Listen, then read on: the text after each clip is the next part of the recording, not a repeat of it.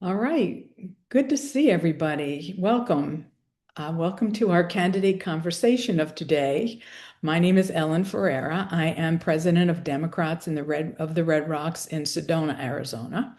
And we have initiated this series and we're working with the Coconino County Dems and the Yavapai County Dems because we thought that although the Democratic candidates are getting out all over the state to meet people, it's frequently as part of a whole platform, and they get 5 minutes, 10 minutes, and then they're done, and then they go into the crowd and meet people and take selfies, and you don't really get a good opportunity to get to know the candidates. So we thought this would be a much more relaxed kind of a conversation. You get to know them a little bit more. We're not rushed.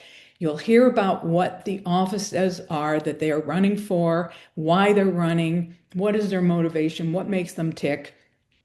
And that will help us go out into our communities if we're canvassing or just at a dinner party and say, hey, I was on a call with Jonathan Hill or Clara Pratte or Terry Ruiz, and they're awesome. And this is why I like them. And so everybody on this call can be an ambassador for these fabulous candidates that the Democratic Party is running this year. And these are statewide calls, these are not localized. And I'm hoping that we have people from all over the state of Arizona. I want to thank, before we get started, Donna Martin, who works with DORR, and she is the one who did the scheduling for all of this series. We have this is our third in the series, and Donna's trying to arrange scheduling for all these people is not an easy job. So Donna, thank you so much. We appreciate it. Um, Let me just tell you that today, of course, you know, because you're tuning in, we have the Arizona Corporation Commission candidates, Jonathan Hill and Clara Pratte.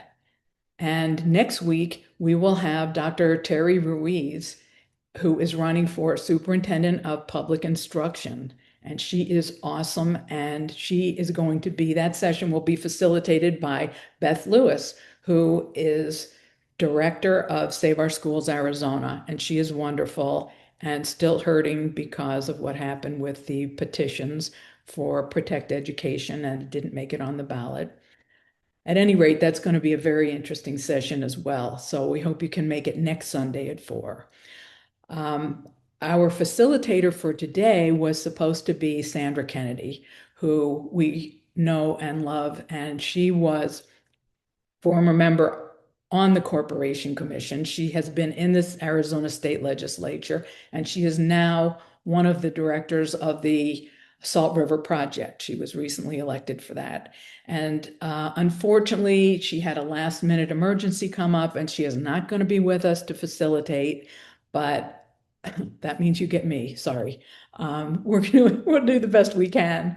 So if you have questions that you have not submitted prior to this call, put them in the chat and I will read them to the candidates. What we're going to do first is the candidates will speak, and then we will have a discussion, and they'll both be on the screen. And so put your questions in the chat and we'll be able to answer them at that time. The Corporation Commission, as you know, is a very powerful organization. It is considered the fourth branch of government. That this Corporation Commission exists, it is in the Arizona State Constitution. It's not just legislation that created this. And when we open our electric bills, our gas bills, our water bills, I mean, we can think about the people on the commission because they have a lot to do with shaping what we're paying for our utilities. There are 5 members of the commission. Right now, all 5 are Republicans. We will talk about the rate increases that have happened recently and a lot more. So hang on, enjoy yourself. Get your favorite beverage. I don't drink, so this is my favorite beverage. And yes, I know it's probably killing me, but It's my favorite beverage. So relax, enjoy yourself, and I will introduce Jonathan Hill. This is his second time running for the Corporation Commission. So he is a very determined and very smart guy. And so it's a pleasure to have both of them running and a pleasure to have them both on this call tonight. So welcome, Jonathan. Or just stubborn. One of those. Could be. Well, thank you everyone for coming today. I really appreciate it. Spending an hour of your day, especially on a weekend, to come learn about the Corporation Commission. That's more than so many people in Arizona do. So, hats off to you. And also, like Ellen said, you're really our ambassadors. When you come to these things and you get to interact with us, thankfully today we have more time than a typical, campaign event, stump speech. Hopefully you're learning a lot about us, but then hopefully you're taking that to other people, and just spreading the word. Because as much as Clara and I would love to talk to everyone in Arizona, it's just too big of a state. We can't do that. So we need your help to kind of spread the word. Yeah, so a little bit about me in case you haven't met me before. Like Ellen said, this is my second time running for the commission. I ran in 2024. Unfortunately, was unsuccessful, but we just learned so much about how to run this race. This is such an unusual office because you kind of have to run two campaigns at once. On one side, you have to run an education campaign, just what it is and why it's important. People know why the governor is important. They know why a congressional seat is important. But the Corporation Commission, a lot of people they don't know. The name is misleading. And so you have to educate people about what it is. And then after that, then you can start campaigning for why I would be a good choice for that office. And so it's kind of double duty you have to run across the entire state. And like I said, we learned so much about how to do that effectively. At the end of the day, we thought, well, might as well put that knowledge to good use by giving it another try. And the nice or bad thing about the commission is that there's seats up every election cycle. So we were able to just jump right back into it. Besides that, though, my background is definitely not in politics. That was my first time running for anything in 2024. As I point out to people, I do not recommend choosing a statewide office for your first campaign. That was kind of a shock of a learning curve. But so yeah, before that, the last 20 years or so, I've spent in industry working as a spacecraft engineer at ASU on the Tempe campus. So I started out working on the engineering side. So my bachelor's and master's degree is in aerospace engineering.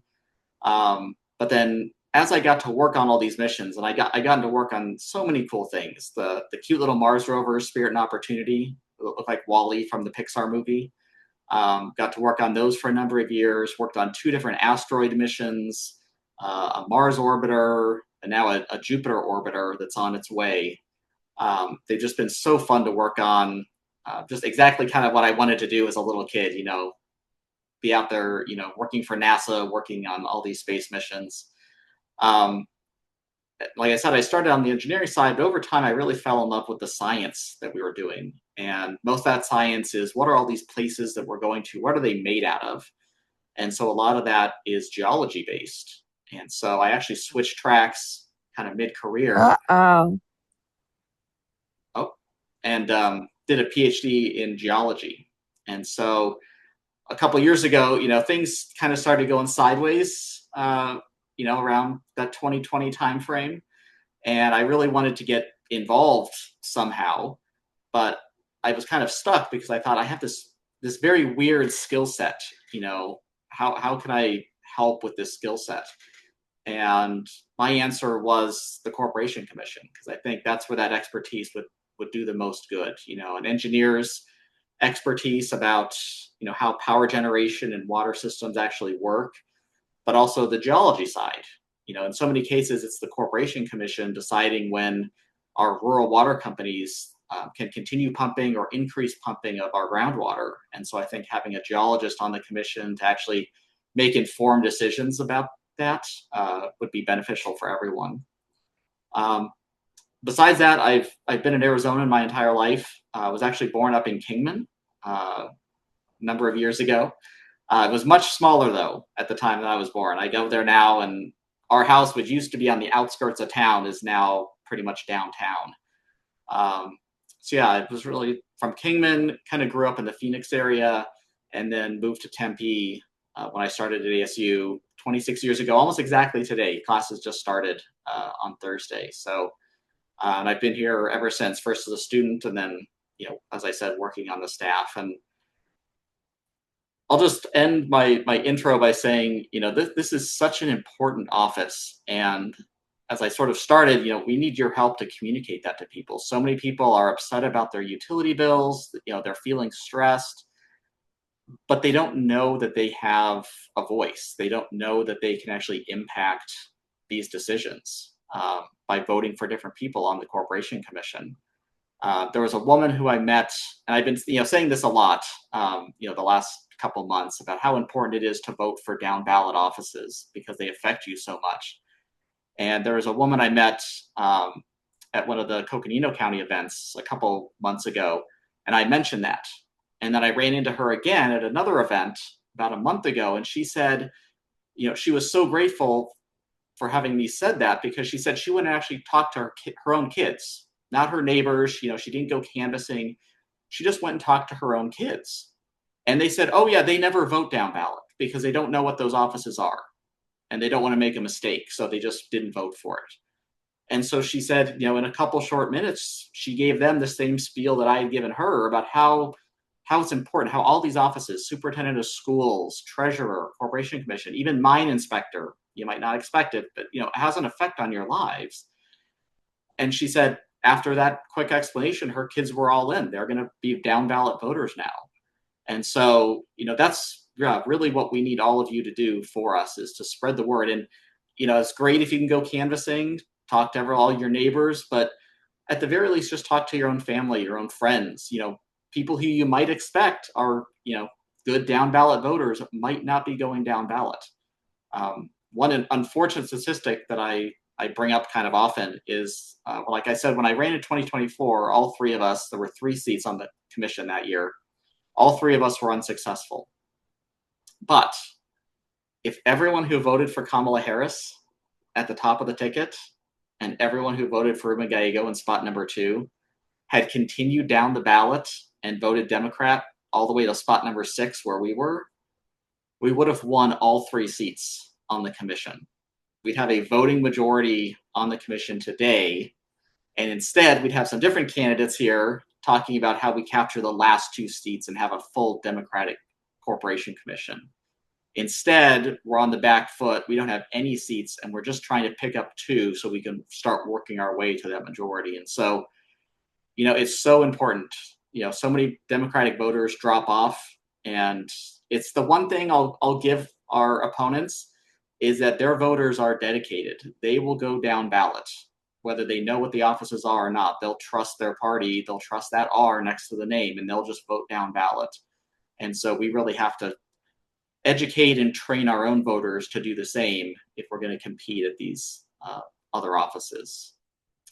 So with that, let me introduce my running mate, Clara Pratte. There are 2 seats on the Corporation Commission this year, and we really need you to vote for both of us when you get your ballot in November, because I don't think neither Clara or I want to do this alone. We're going to need some backup on that otherwise Republican-led commission. So turn it over to you, Clara. Thank you, Jonathan. And thank you, everybody, so much for being here. The Arizona Corporation Commission is definitely probably not the first office people think about when they go to vote, but it should be one of the things that's top of the mind, because the commission makes decisions that affect what we pay for electricity, whether our water is safe and reliable, how Arizona builds an energy infrastructure for the future, and whether powerful utility companies are held accountable to the people that they serve. You have to remember these are monopolies, and because they enjoy that special privilege, they do have some oversight that they must meet because they do serve the public. And for me, the race is not abstract. It's deeply, deeply personal. I was raised in a small community on the Navajo Nation called Lupton or Tsesana, Arizona, and my family did not have electricity or running water. We got electricity when I was in middle school, and we got running water when I was already away at college at University of Arizona. And so I know how hard that is on families, on children, on elders, and especially with people with medical needs. I spoke to a voter down in Southern Arizona who was really concerned about how she was going to keep her husband comfortable.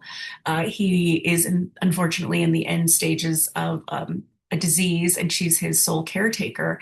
And she was really concerned about how she was going to pay for her own medications, groceries, and then on top of that, these rising utility costs, especially because he was really dependent on medical equipment that was heavy electricity usage medical equipment in order to keep him home and comfortable.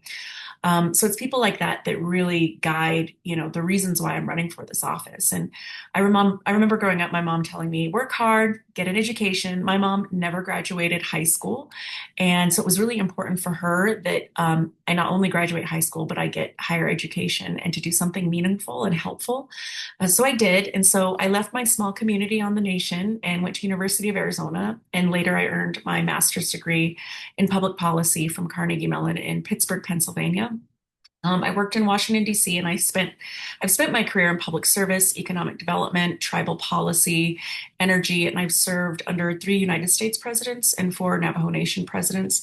I've worked with communities, businesses, governments, and tribes all across the country. But I know, and I knew even when I was living so far away from home, that I wanted to come home and build my life and raise my family here in Arizona. And today I'm a small business owner and entrepreneur. I lead a consulting firm that works with governments, businesses, and communities. I also helped to found Navajo Power Public Benefit Corporation because I believe that Arizona and tribal communities should not simply watch the energy transition happen around us. We should be building it, owning it, and benefiting from it. So I've spent my career bringing people together to solve difficult problems from all across the political spectrum. I've worked in economic development, small business, government, tribal nations, and energy. And that matters because, like Jonathan, bringing this deep technical background, it matters because the Corporation Commission is not a place for someone who simply has opinions about energy or business. It's a place that requires real world technical experience. And that's why I'm running. Currently, there are too many families that are being asked to pay more while they feel like they're having less and less control over the decisions being made on their behalf. And we have 5 people, 5 Republicans that are making huge decisions on behalf of everybody in Arizona. And we're worried, I'm worried about my electricity bill. We're worried about our water bill. We're worried about losing power in the middle of an Arizona summer or in the middle of a monsoon season or a dust storm. And rural communities are worried about whether the infrastructure is even reliable. And families all across the state have been asking a very simple question: who is looking out for us? And that who is looking out for us should be the Arizona Corporation Commission. That's supposed to be their job. They are the watchdog. And both Jonathan and I believe that it's time to restore accountability and put ratepayers and consumers first. And I'm going to be clear about something. I'm not running against business because I myself am a business owner and I believe in economic growth. I believe in good paying jobs, but I believe Arizona also needs to compete. And Arizona, if we're going to do economic growth, it needs to work for everyday Arizonans, not just for shareholders. We shouldn't have to choose between a strong economy and affordable energy bills. And we should not have to choose between reliable energy and clean energy. And we shouldn't have to choose between building for the future and protecting families, because we can do both. We can do hard things. We have some of the greatest energy resources here in Arizona than anywhere in the world. And we have incredible solar potential. We have wind potential. We have innovation. We have top-notch universities. And we have a huge, rapidly growing technology sector, which Jonathan is a part of. And we need to make sure that we're protecting those things and build a modern energy infrastructure that supports those things. But we need commissioners that understand both the technical and economic side of energy and balance that with the human side of energy, because our goal is to take care of the people. It should be the people above all else. And I understand that human side because I live it. I understand the economic side because I've built businesses, and I understand the energy side because I've been working for years to develop real projects. So when we talk about lowering utility costs, one of the questions we always get is, well, how are you actually going to do that? And it's important to know that it's not just an empty political slogan for us. It's not about, oh, clean energy, we're going to put it on a bumper sticker. It's not about, talking points. It is because we know that we can do those things and do it in a way that's helping Arizonans, but also helping our economy. And we need to ask hard questions of our utilities. Things like, hey, why are our families paying more? Was this investment really necessary? Where is this increase going to? Is this the most cost effective option? Are we planning for the future? All of these hard questions that really shouldn't be hard questions. It's the bare minimum that we should be asking as commissioners. So Jonathan and I both need to be elected. As he mentioned, there are 2 seats on the commission, and we need both of those seats to bring new leadership and accountability to the commission. And we need a team, and we share very different experiences, very different perspectives and different strengths, but we share a commitment to one simple idea that the Corporation Commission is supposed to work for the people of Arizona, not powerful special interests. So don't stop voting for one, vote for both. And if you believe that Arizona deserves lower utility costs, more accountability, better planning, and people that are focused on public interest, then we should vote for both me and Jonathan. We need both of those commissioners. I'm also proud that we are running as clean elections candidates. That means we're not taking special interest money or PAC money. And that's really important, especially for this office, because we are regulating powerful utility companies that have had a history of putting their fingers on this race. And I want the people of Arizona to know exactly who we are accountable to, and that is the voters. You are our bosses, nobody else. Representation matters. And if elected, I would be the first Native person elected to statewide office in Arizona. It blew my mind. I didn't know that going into this because, honestly, for me, it's not about a box checking exercise or about, hey, it's a Native person. But I think it is important that we bring different perspectives to the commission that have been missing, especially people from rural communities that have lacked infrastructure. It's not theoretical, it's real. Access to water and electricity in our communities is not guaranteed. And people understand that government decisions can determine whether communities are included or left behind. And those experiences have really shaped me. And I'm not only running for rural Arizona, I'm not only running for tribal communities, I'm running for every single Arizonan that opens their utility bill and wonders, how the heck am I going to pay this? I live in northern Arizona. My home was built before the 2000s. We don't have air conditioning in my home, and that's common up here. But you know what's uncommon? The record temperatures that we have going on right now. And I know many of you in Northern Arizona are feeling the heat. I've got my fans running in the background because it's hot. It's hotter than we have experienced before. And, when we're thinking about that, we're thinking, how are we going to pay our bills? My house bill for my electricity without air conditioning was $450 this month. How is that sustainable? It's not. So I'm running for seniors who are trying to stay cool during these dangerous summer months. I'm running for families who are doing everything right and still feel like they can't get ahead. And I'm running for small business owners who also need that predictable cost, and rural communities that have been ignored. And for young people, our young kids that deserve to inherit in Arizona with modern, reliable, affordable, and clean energy, that they can build a life here and not have to worry, are we going to have water in 20, 30 years? And I know where I come from. And so, I've spent my life working at this intersection of people, policy, business, and it's time to lower costs. It's time to invest in our energy infrastructure, and it's time to build a new energy future and protect our consumers. So we need both of us, and Arizona deserves both Jonathan and I's voices on this commission. And I know I've been referring to us as the power pair. I don't know if that's going to stick, but I kind of like it. The power pair. We need both of us. So with that, I'm just really grateful for everybody taking the time here. And I wanted to tell Ellen that I have my drink, my drink of choice. I'm a Diet Coke drinker usually, which I'm trying to do better about not, only having my liquid consumption be Diet Coke, because I have a little tracker on my phone now. And I realized that all my moisture was coming from Diet Coke. So this is filled with water today. And yeah, stay hydrated, people. It's hot. Thank you. Oh my gosh, that was great. That was great. I mean, the only thing that makes me sad right this minute is that everyone in the state of Arizona is not on this call hearing what we are hearing, because you guys are just amazing. You're both so excellent. I don't even know how you think that fast, let alone talk that fast, Clara. You are really, you guys are really amazing. So thank you, thank you, thank you. Okay, why don't we start with some questions? Shelley, why don't you bring Jonathan down here in the spotlight? And the person who actually wrote our questions out in advance and filled out the form was Bill Werner. And I see Bill is here on the call. And Bill has questions about whether the ACC has a role in regulating data center energy use, and if so, how? And then his second question is, because they're related, how can the ACC manage integration of the electricity load of data centers to reduce the impacts of to existing ratepayers? Great. Do you want us to Okay, just go ahead and jump in there? go right ahead. All right. So let's volley back and forth, Jonathan. Let's take this show on the road. We'll be here all week. Tip your waiters. Um, Yeah, so, when it comes to data centers and how the Arizona Corporation Commission regulates these bodies, it's really on the transmission and electricity usage and what the impact will be on consumers. So let's say a large data center wants to come into an area. The way they choose a site and the individuals they work for siting is the local municipality, whether that's a tribal government, a county, or a city, right? So they'll work, or a private landowner. I haven't really seen too much of that, but that's also possible, where they'll come in and they'll negotiate that.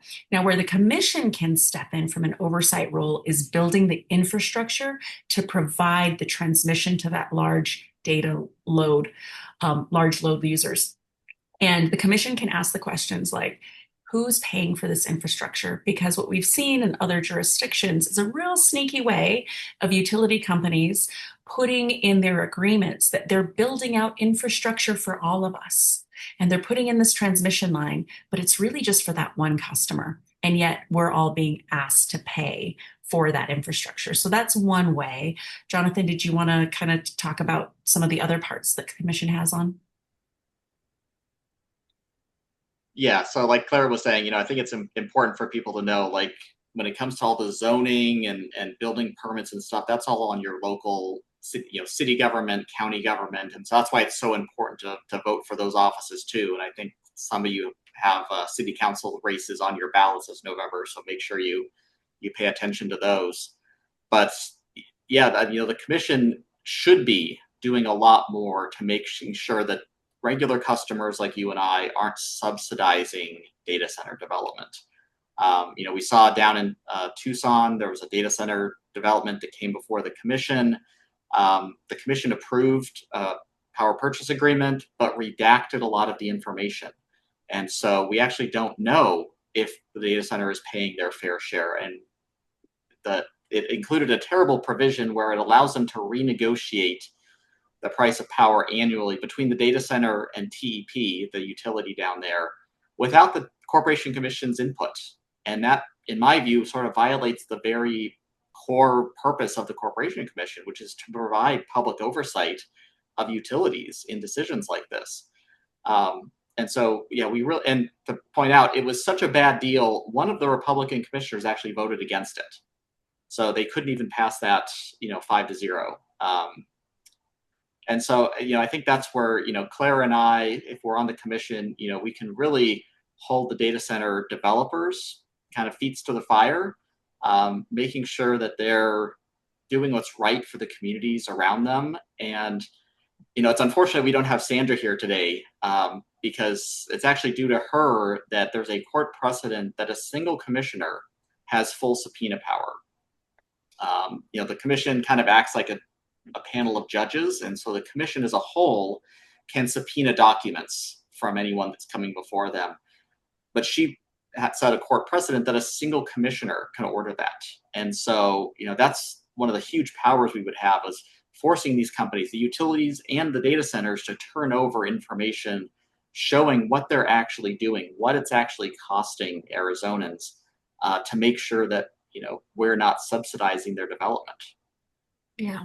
And I'm dropping a link in the chat because this article came out, Holland and Knight out of DC, and I was reading it the other day, and I thought it was really, really interesting because Texas, if you look at Texas and how they've treated data centers, has been a little bit roughshod. Like, hey, we're going to approve all these, very similar to kind of the path we're going down, but I think they're a little bit ahead of us.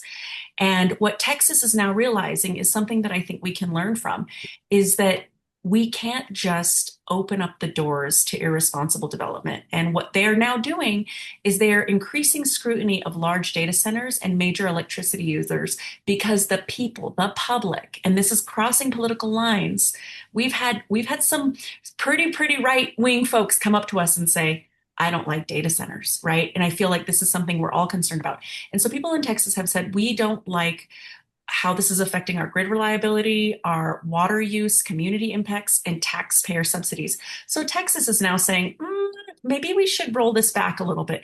But they've already opened the Pandora's box, and it's a situation where extra paperwork and extra auditing is basically admitting that they let this problem get out of control. And my real fear for us is if we don't make a change on the commission, we're going to be sitting in Texas's same seat in the next year or two. We can't afford paperwork and auditing. We need action about these data centers now. And I hope folks have been following what's going on at the Page, and the data center that has been proposed up in the Page area. And essentially a large data center has been proposed in Page, and the community has had a huge outpouring, and both the mayor and the vice mayor have lost their bid for re-elections because of this exact issue. And that's what we need. We need massive showing out during these voting seasons so that people are hearing loud and clear that as communities, we are not going to stand for irresponsible development to be built on our backs at the expense of our environment, our water, and our rates. Yeah, there was a question in the chat kind of on the same lines of, what about the water aspect of the data centers? And that's where it gets a little tricky. As we were talking about earlier before everyone came on, unfortunately, the Corporation Commission doesn't control as much water regulation as we would hope. Water regulation in Arizona is very piecemeal because it's so important, it's so valuable, it's so critical that everyone wants to control a little piece of it. And so instead of having one organization oversee all of it, it's broken up, across the state, the counties, the cities, bodies like the Corporation Commission, the legislature. It's a mess. Where the Corporation Commission comes in is if they're taking water from any companies that are selling it. So, if you're in an area with a private water company, I know some of you, especially in the Sedona and Flagstaff area, have private water companies that aren't controlled by a city or a county.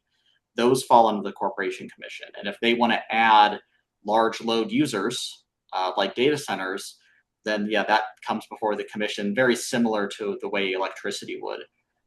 But if they're in an area where the water is coming from a city of Flagstaff water or city of Phoenix water, that avoids the commission.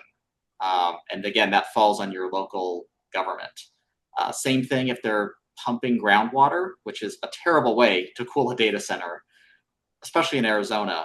But that actually gets sort of out from under the commission's jurisdiction, because if no one's selling the water, it doesn't really come under the commission. And so if you've heard of the Saudi farms down in La Paz County, that are pumping groundwater to grow alfalfa for their cattle in Saudi Arabia, they did that in a very kind of tricky way that they're pumping their own groundwater. No one's selling it. And so they avoided basically regulation by the Corporation Commission by doing that. And so that's why, to counter the data center issues, it's an all hands on deck issue. It takes the commission, your local government, the state legislature. Hopefully, if we can flip the legislature, we might be able to get some actual consistent regulation across the state on how to deal with these customers. And like Clara said, the main issue is just protecting existing customers. We shouldn't have to suffer economically, heat wise. These things put out heat pollution, which is kind of a new issue we haven't dealt with before. Noise pollution. We need to protect everyone, all of our human customers first before we start protecting computers. Absolutely. And I'm assuming you feel the same way about the semiconductor manufacturing. Yeah, there's a lot of overlap between, the semiconductors and the data centers. And that's, if you've ever hear the term large load user, that's sort of lumps them all together. It's really just chip plants and data centers, but yeah, large load users for both electricity and water. Yeah. And one thing that we talk about is the data center usage, right? There's a lot of concern that curtailing data center development will have an impact on jobs and economic development or the technology sector. So there is a time and place for them, but what we're seeing data center development really drive towards is artificial intelligence and things that are not, helping Jonathan with his work at NASA. It's more, it's more very industry based, large load users. So I think in our minds, the devil's in the details, and we really have to make sure that as municipalities and cities and tribes and counties are making these decisions about whether or not they want to pursue data centers, I would like to see the commission play a more active role in being a resource and a partner in those discussions. While they don't have jurisdiction, the commission can certainly sit alongside, other county commissioners and say, hey, these are the questions that you should be asking. And these are the considerations as you're going down this road. And I think if we all come together and share expertise, we can help make better decisions that will be beneficial and are not going to be simply extractive in our communities. We have a question from Gil. He read in the New York Times today that Arizona will have a 30% reduction in water to Central Arizona project, and it appears there's little to avoid that. Apparently, some towns like Cave Creek get 95% of their water from it. What can the candidates share about this? Yes, this is a huge concern. So I was really blessed to sit on the negotiating team in 2015 for the Navajo Nation water rights settlement for the Little Colorado River, the LCR. So this has been something that we have known is coming for a long time. Lake Powell and Lake Mead are both at record low levels. And now with this allocation coming off the Colorado River, this 30% reduction is really, really scary. It's harmful.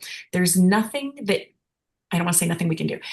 In the short term, there's very little that we can do because how it works is the 7 basin states, upper and lower basin, come together for this negotiation. And for reasons that will never make sense to me, California has senior water rights. So their reduction is pretty much nil. They have a very little reduction, while Arizona is taking the lion's share of the reduction. New Mexico is essentially taking no reduction because they haven't had the same usage that we have had in Arizona. Arizona is by and large the biggest user.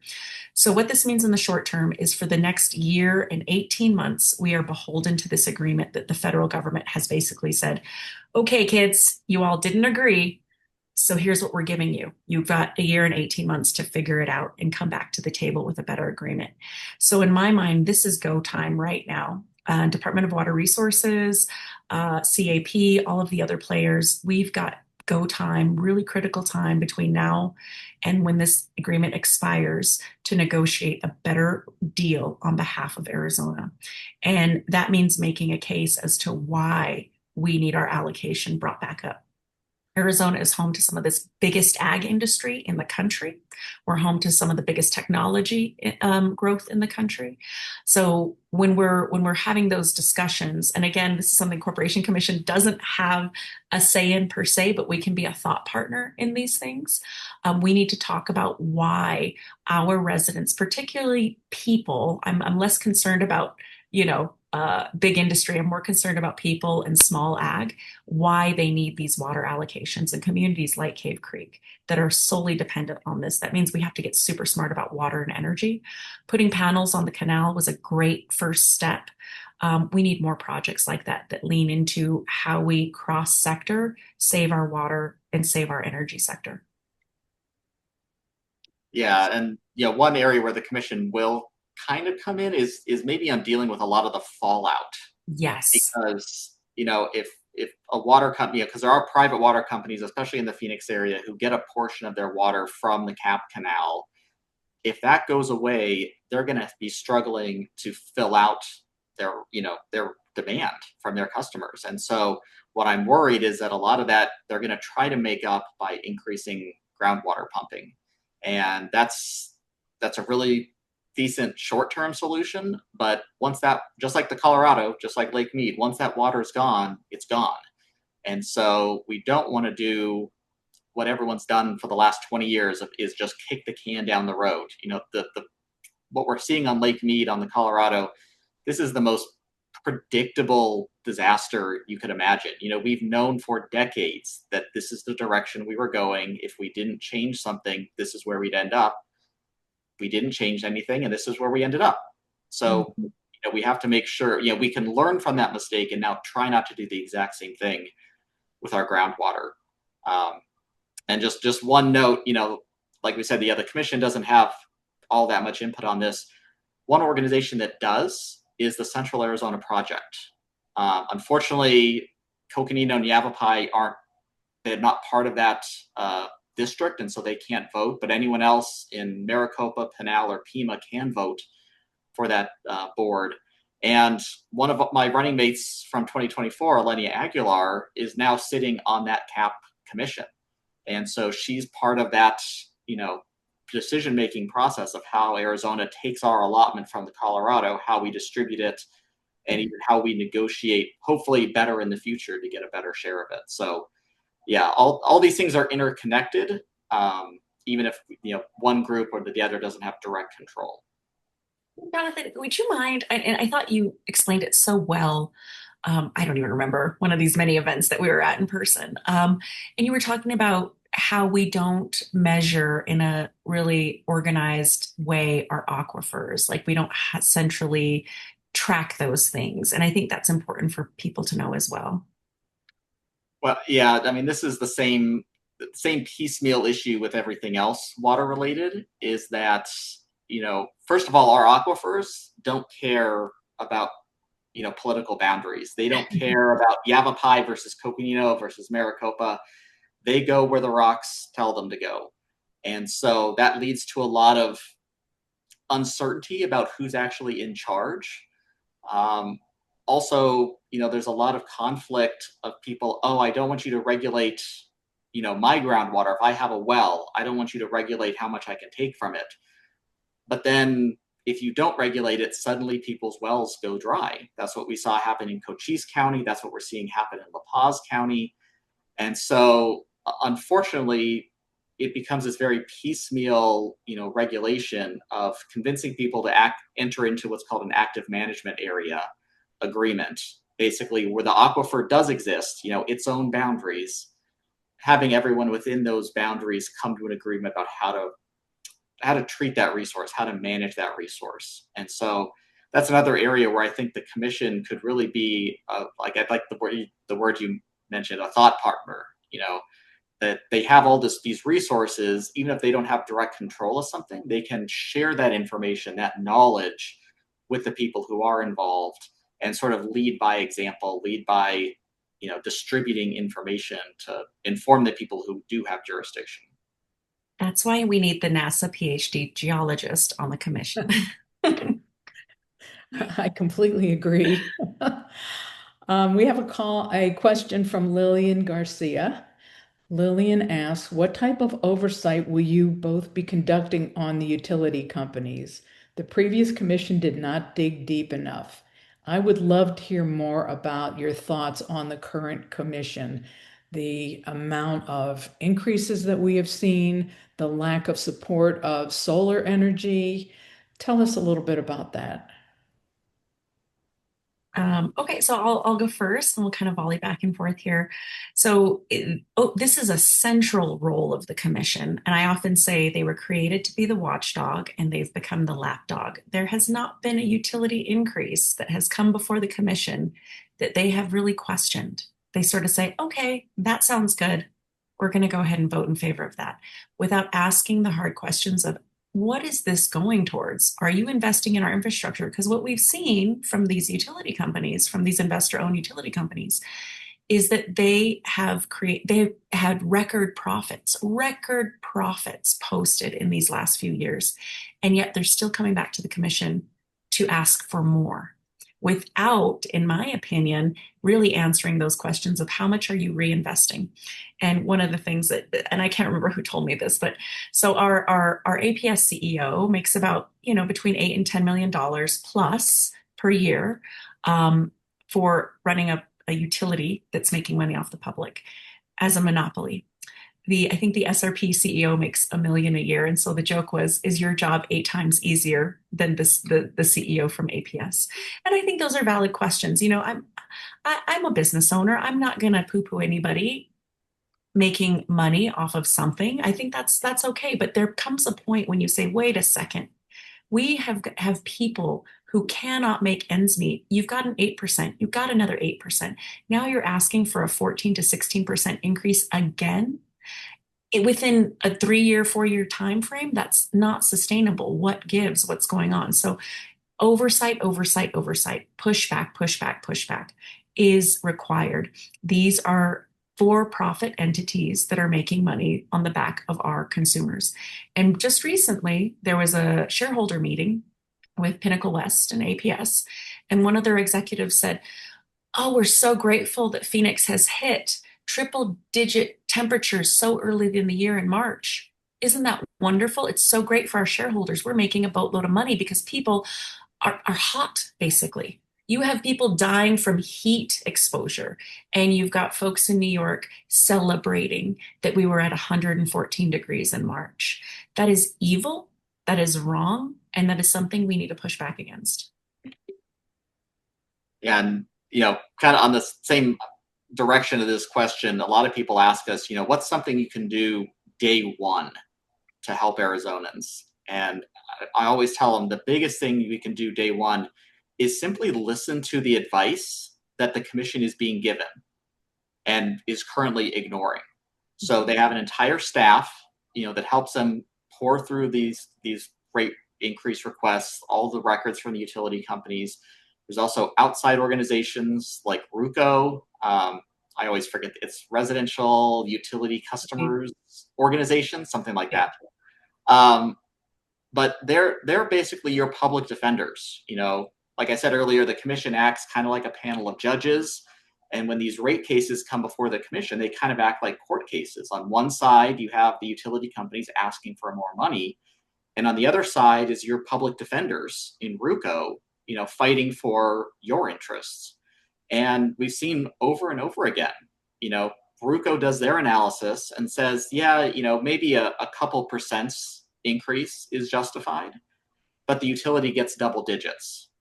Like with this most recent APS increase request, they're asking for a 14 to 16% increase.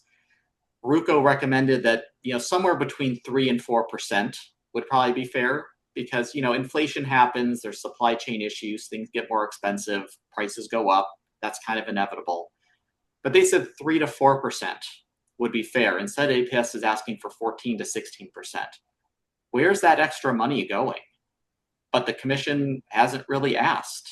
They've just, and they're on track to approve it, which I always remind people, if you're an APS customer, they're going to vote on that increase request in December. They specifically scheduled it after the election so that they don't have to be held accountable for it. And when we go debate Commissioner Thompson, he can technically say, well, I haven't voted for it yet. But this way, just in case they lose, they'll still be able to approve it before they leave office in January. So that's the mindset of the current commission. And that's one of the biggest things we need to change is just their mindset. Who are they there to serve? The utility companies or Arizonans? Gil wants to know, in addition, his understanding is that the utilities are highly focused on centralized control of renewables. Do you agree with this? And can the Corporation Commission assist to shift the utility strategy to deliver the power and the promise of decentralized renewable power production?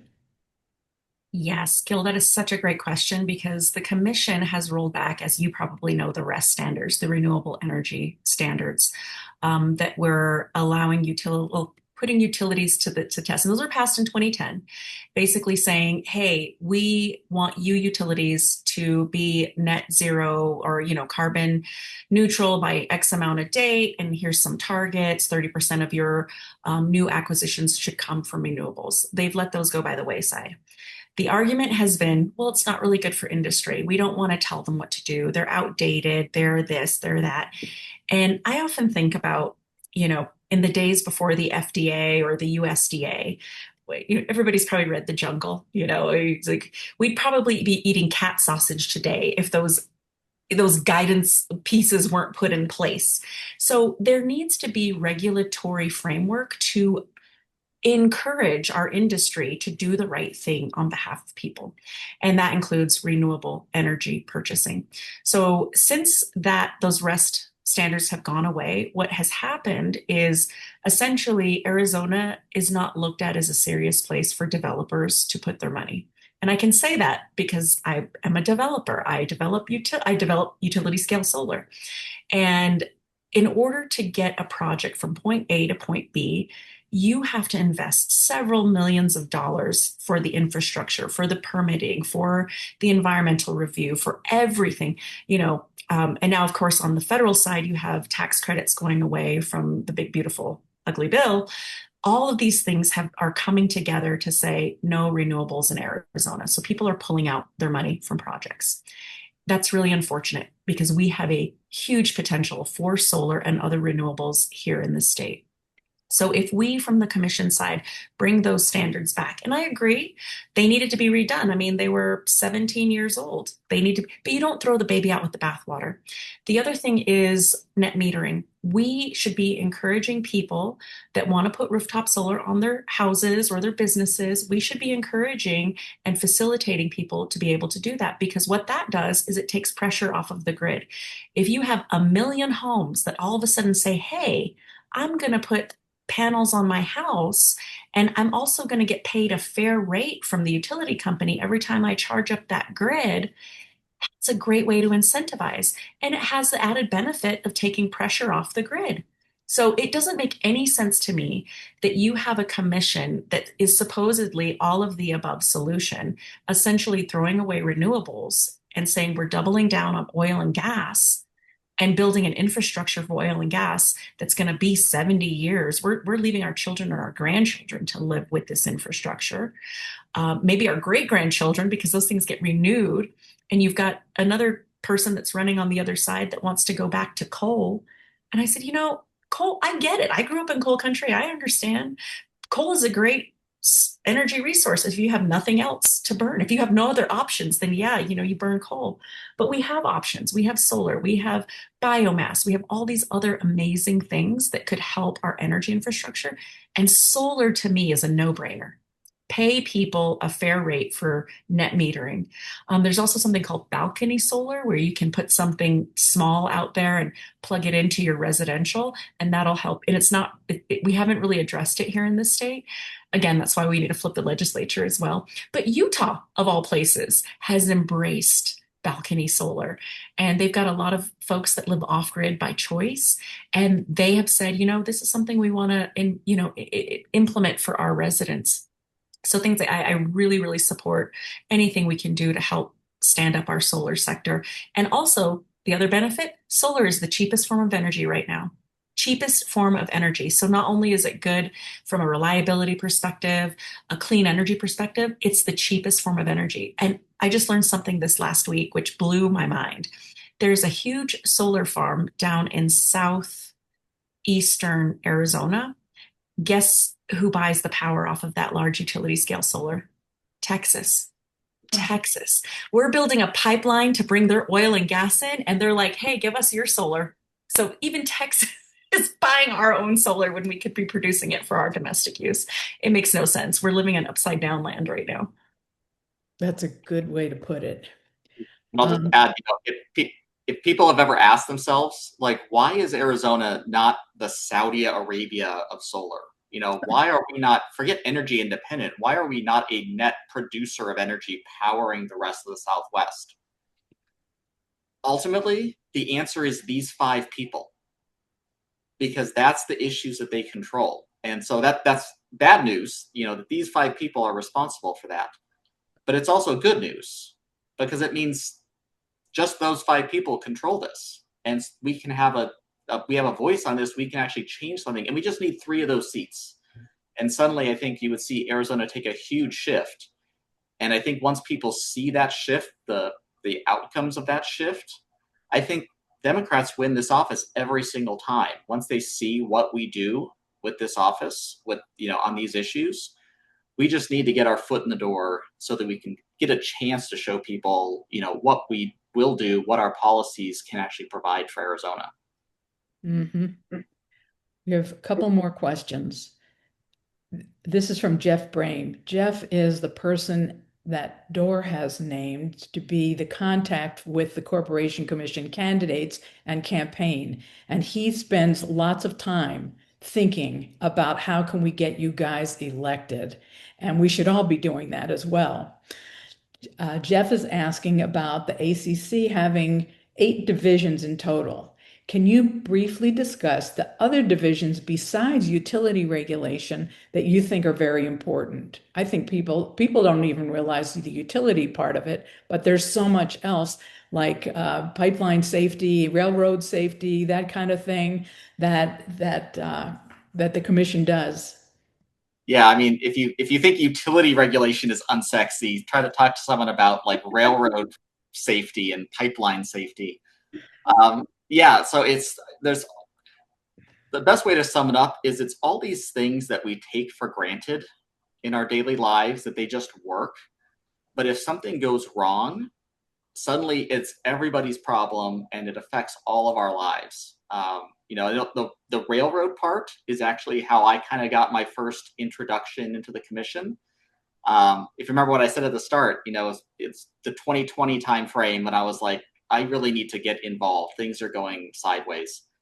It was in 2020, right about as COVID was starting. Everyone was kind of going into lockdown. We were trying to figure out what was happening. And where I live in Tempe, there was a huge train derailment. There's a 120-year-old railroad bridge over the Salt River that gave way as a train was going over. It spilled a bunch of chemicals, caused a huge fire, put a bunch of chemicals in the lake that we have.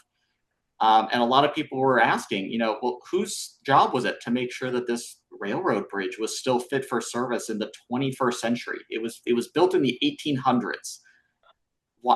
Is it still safe to be using in 2020? Well, that comes down to the Corporation Commission. Same thing with pipeline safety. It works wonderful when, as long as it's working, no one knows about it. But we had an issue a couple of years ago. Pipeline exploded down in the Florence area, killed 2 people because they had run the pipeline so close to residential areas that the explosion, damaged residential homes and it cost 2 people their lives. So, it's things that we all need to be paying more attention to. Also, the other, one of the big ones is their securities division that regulates if you want to sell any type of security throughout the state, you have to register with the Corporation Commission. And in many cases, when people are running scams, especially on the elderly, it's the Corporation Commission that should be investigating those and bringing those people, hold them accountable and refer them to the Attorney General's office for prosecution. But they're just not staffed to address the current level of fraud that we're seeing throughout the state. Mm-hmm. And Clara, I don't know if you want to say something about their corporate sort of registration responsibilities. Yeah, absolutely. I was just going to say, just going back for a second on the security side, the commission also makes sure that, like financial advisors and things like that people like that they follow the law and they're actually advising people in a lawful way in the state. And unfortunately, we've had a lot of people take advantage of particularly elders or people who are advanced age and say, hey, you should put all your money in this, this thing. But it's the commission that makes sure that those advisors are actually following the law and not providing silly information or charging exorbitant fees for financial advice. So it's, again, not the sexiest thing, but it's really important. And if you've ever filed a a business license or you ever tried to do business in the state of Arizona, it's the Corporation Commission that oversees that function. So you go online or you go in person, you fill out your paperwork and you say, hey, I'm a business owner. And it's the commission's job to make sure that the folks that say they're owning a business and are running a business are actually the people that are running the business. That, if we have foreign entities coming into the state to do business, they regulate that oversight. So when we talk about the Saudi Arabian company that came into Arizona, I bet you there's an Arizona Corporation Commission filing for the activities that they were doing there. So there's a lot of these little nuances that happen from the commission. One thing, Jonathan, that you said that I thought was really funny is you're like, it sort of seems like when they, created the Arizona Constitution, anything that they had left over at the end, they're like, yeah, just throw it at the commission, just to put it in there. That makes sense. So you've got a little bit of an appendix here, a thumb there, things that don't quite make sense, but it's all under the oversight of the commission. And they do have a staff that takes care of all of this. And when elected, we would be able to help influence some of those staffing decisions and hopefully make sure that we're staffing up to adequately protect Arizona consumers. Okay, when elected, let's talk about the practical world for a second. Pamela Carter, who is Laura Carter's beautiful sister, asks a very practical question. I'd like to hear what you want us to say while knocking on doors and tabling. It would be great to hear it as though you're a volunteer talking about you two and the Arizona Corporation Commission in a nutshell. What is our elevator speech? What are our talking points? What would you recommend? Because we're the boots on the ground that have to get you guys elected. Yes, thank you, Pamela. It's good to see your name. Um, one thing that I've been doing when I talk to voters and I say, do you know what the Corporation Commission is? And 9 times out of 10, it's no. And most times people are like, what are you trying to sell me? What do you want from me? And I'm like, no, no, no. I just want to tell you what the commission is. And if you are happy with your utility bill, and if you're happy with the way we're going in Arizona in regards to clean energy, then you're fine. If you're unhappy, give me a couple minutes of your time. And this is what I will say. This is a very powerful branch of government that a lot of people don't know a lot about, but it impacts your wallet every time you open your utility bill. And if you want to leave a cleaner, more reliable energy future for your kids and your grandchildren and friends and family, then you need to pay attention to this race. And this is why. The other follow-up that I would say is that people say, well, if you win the 2 seats, you're still in the minority. Yes, but Jonathan and I can be a real big pain in the ass. I promise you this. We will not stop fighting. We will continue to fight. We will be loud. We will be a thorn in the side, and we will bring some shame to this commission because we are going to recommend holding field hearings out in the field where people are actually impacted. It makes more sense for 5 commissioners to go to Kingman than a whole community of Kingman to come down to the Capitol. So, I think we can be the power pair that really is a thorn in the side. And we only need the 2 of us to create a lot of good trouble and to build for that 3rd person, maybe even 3 more people for this next go round and lay the foundation. Jonathan always refers to it as what, our building year, your baseball reference. Yeah. It's like you're the Cardinals, it's your building year. You're building that foundation. So in 2028, we can come and get that 3rd or 4th or 5th seat. So Pamela, I'll just say, this is probably the easiest sell you will ever get.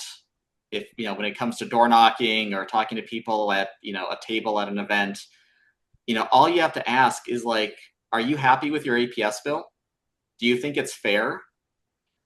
I've been doing this for 4 years now. I have not met one person who has been like, I'm really happy with my APS bill. I'm really happy with my TEP bill. I think it's totally fair. Doesn't matter where you fall on the political spectrum, people will agree with you. And then you can just, like Clara was saying, these are the people who decide how much you pay. It's not APS deciding, it's not TEP deciding. It's these 5 commissioners deciding how much you're going to pay. And so, if you're happy, then vote the same way you've been voting the last 32 years. If you're not happy, you should do something different. And just a quick story that's become one of my favorites. A couple months ago, Clara and I were at a candidate forum, and it was in a very red area of the state. And so we were the only Democrats there. And after, we got up, talked briefly about the commission, what it does, why we need to do something different. Afterwards, one of the Republican candidates who was on the forum with us, running for a different office, he came over and told us that he's going to break with his party and vote Democrat on the Corporation Commission in November, simply because, the current commission is hurting him personally too much. So, if we can convince the Republicans' own candidates to break with their party on this office, we can convince anybody. But as I always say, someone has to do the sale. We can send out, text messages and those glossy flyers that everyone throws on the recycle immediately. We can put up yard signs. That doesn't do the sale. What does the sale is that brief but, human interaction of connecting with another person, getting their attention, and just saying, hey, you need to pay more attention to this thing because it's having a real negative effect on you. And I know from, like I said, doing this in 2024 to doing it again this year, once you educate someone about how important the commission is, they are lifelong Corporation Commission voters. You have for the rest of their lives, they will know what this office is and they will vote for it. So it doesn't just help us in this election, it helps us in 28, helps us in 30, all the years down the line. Yeah. And I was going to share that story too. So I'm so glad you remembered to do that, because it was he came up to us and he said, I'm going to break him. And I said, can we announce that? Can we say that? And he said, I'd rather you didn't. So that was very nice. It was very nice. But, the other thing too is that human connection is what convinces people to vote. I mean, all of you are politically active. Otherwise, you wouldn't be on this call on a Sunday, right?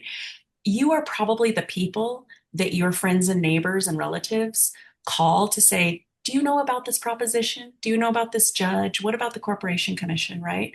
And I think there's real power in that community and you sharing that information and saying, yeah, I was on a call. I met Jonathan. I met Clara. You should vote for these people. And that's that human connection. I also think something I want to highlight is Arizona Native Democrats. Something that they're doing that is just powerful is their matriarch series, where I think particularly in our communities, it's the grandmas and the aunties and the mamas that really help to drive the narrative forward, because you're the trusted household holders of information.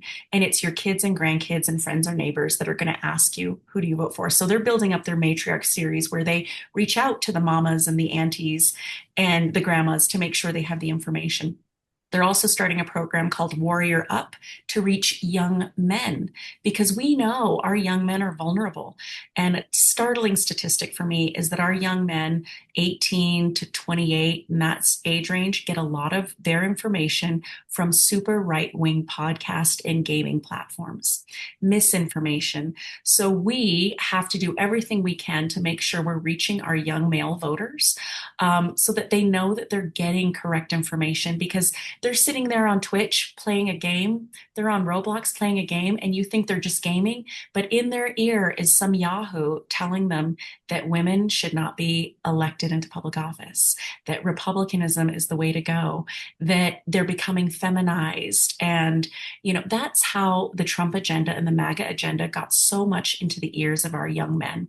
And so I want to make sure that we're not leaving them behind as well as we think about, engaging voters. We've seen such a drop off in our young men, and it's time that we make sure that they have correct information. And they might be getting whispered in the ear by some Yahoo podcast, but they're going to listen to mom and dad and grandma and auntie and uncle. So reach out to those young men in your life and make sure they know where you stand politically and how to vote. All right, this sounds great. We have a couple more questions. I would recommend that the people, we need to wrap this up. People should contact you, contact the campaign. I love your phrase, thought partner, because that's what we have to be. In addition to ambassadors, we need to think about how can we publicize this office, which sounds so ho-hum and just doesn't grab people. It is the least sexy thing. It doesn't even say in the name of it what exactly it does. superintendent of public instruction, you know what they're doing. It's education, all the other all the other things. So what I would recommend is people put some serious thought into this because this is a really, really important campaign. And you can probably contact each of you through your campaign websites. Is that correct? That's the best way to get in touch. Or Absolutely. John Bauer, who's helping you. And John, maybe you can put your phone number in the chat. It is being recorded and it will be placed on Democrats of the Red Rocks. I believe we have a YouTube channel and it will be placed there. And so please refer this conversation to your friends because I think anybody who was watching today will not have any questions about who they should vote for and how important it is to vote down ballot, the whole ballot. And we need to get people out to the polls. That's just it. We need to work on get out the vote. So, Laura Carter, thank you for your help. Candidates, thank you for your help. You guys are terrific, and we would love to brainstorm with you about what else we can do to help your campaign, get you elected. There are lawn signs in the county offices, in the DORR offices. We've got the signs. Um, Whatever we can do to help you, we're waiting and eager to do that. And Jeff, thank you for all that you're doing to promote the candidates as well. And thank you all very much for being here today. This was a pleasure. Hopefully, we'll see you next week when Dr. Terry Ruiz comes and talks about how important it is that we elect an educator rather than a career politician to head up the public education system in our state. So thank you once again. Thanks, Bye-bye. everybody. Have a good Thank evening. you. And thank you guys for running. We appreciate it.